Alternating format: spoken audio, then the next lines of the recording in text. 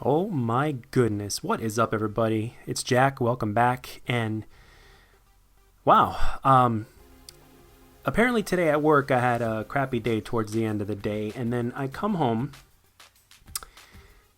right after work after having a crappy day. Actually, I went and did ran some errands, even though it was late at night. But luckily, there's a 24-hour Walmart open. But anyway, that's not what this video is about. I come home right after that.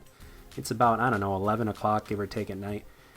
And, I browsed through my YouTube videos and such, and Thunder has put out a video that basically it's been announced. It was announced today at GDC, if I'm not mistaken. But I know it was announced today that basically Microsoft has pretty much announced online compatibility, or at least is willing to make online compatibility, and has kind of opened their arms, so to speak, to other companies like Sony and, with the PC community as such, or, pretty much everybody. But wow, at first when I heard this, I was like, all right, these guys should have done this a few years ago, the sooner the better. But hey, better late than never. This is so exciting. I mean, I get to play against people on the PS4 and Xbox One at the same time, or who knows, maybe even the Nintendo console when that comes out. I just started getting excited. I'm like, yeah, the opportunities are endless. And then reality started to set in, and I said, okay, wait a minute. There's definitely good things to be had from this. Obviously, obviously uniting everybody together, and imagine playing Call of Duty with PlayStation 4 players and players from the Nintendo console or whatnot. Badass, right? Okay. Well, this also includes PC players apparently. And listen, I have absolutely nothing against the PC community. I think they're awesome. I have nothing but respect for mouse and keyboard players. But the reality is, if PC players were to get in a console player's lobby, for instance, right, and they're using a mouse and keyboard, they are just going to absolutely positively shit on us console players that are using the sticks. Even with our aim assist, because on PC they don't have aim assist for first person shooters. I think for some they do, but as far as I'm aware, they don't. But even with that, still the absolute accuracy of a mouse and keyboard is far, far superior to that of a controller, hands down, no matter how good you are. And with that being said, there's also the fact that there are PC players out there, like, for instance, look at one of the guys that I look up to in the gaming community, and that's Excaliburs.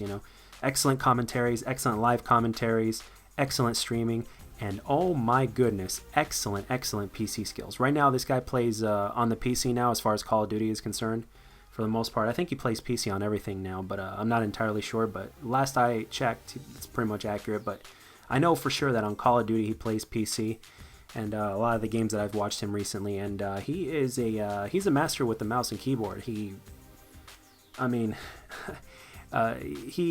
What he does to other people on PC is just, whew, you look at it and you're like, wow, this guy's definitely a master of what he's doing with mouse and keyboard. And what I'm thinking is there's either going to have to be some sort of filter for the PC players versus the console players or whatnot, because they're already at a major advantage by having the mouse and keyboard. I mean, there's no question about it. And for those of you guys that play PC or have played PC, you know exactly what I'm talking about.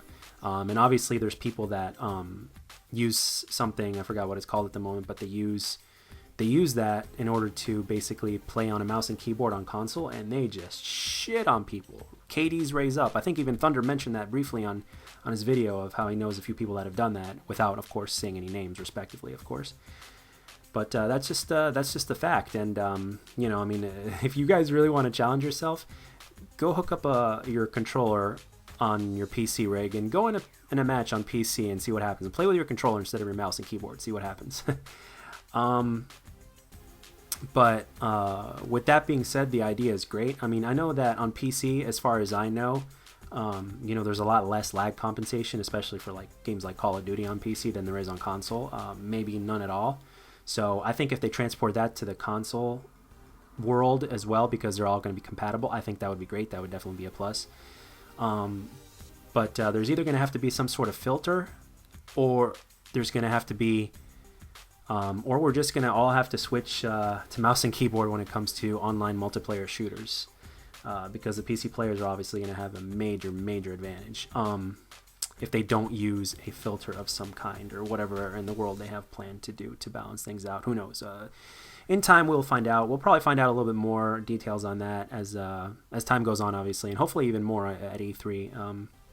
And there's also the fact that the PC games on PC are a lot easier to hack than they are on console, so that's another thing to worry about. And those are pretty much the only two things that kind of prevented me from having this ultimate orgasm of excitement upon hearing this news, because I've always wanted this thing to happen, at least with PS4. But I've also been watching a lot of PC players and learning more about PC, and basically it's very, very interesting of the difference between a mouse and keyboard and the controller, and they're going to have to find some sort of way to balance everything out. But all in all, I would say it is very exciting news. Obviously, you know, Sony's going to basically have to open their arms as well to make this happen, and as well as other networks out there. But if it does happen, my goodness, it's going to be very, very exciting. People are no longer going to have to pick a console. If they're tight on money, they're no longer going to have to pick one console over the other, because if we're all going to play multiplayer games together, then it's going to be less of a hassle, so to speak. And people are just going to have to pick their console based off of what kind of games they like to play and what kind of company they like more. So it's more specific. It's more specific in a sense. It's not as limiting thanks to the multiplayer, but it's more specific onto what the person really needs instead of what the person wants or has to have. You know, people don't have to say, oh, I'm going to get this because I have to have this. So it's basically going to be, I'm going to get this because I want this. So I hope it happens. For the sake of the community, I hope it happens, and I hope they balance everything out. But I heard this, and I'm like, oh my goodness, I got to finish this food, and I got to start making a video commentary right away, because this is amazing news. And for someone like me who plays more than one console, and for someone like me who also wishes that they would play on PC, which I don't right now, and who knows, I might get into it in the future sometime, who knows.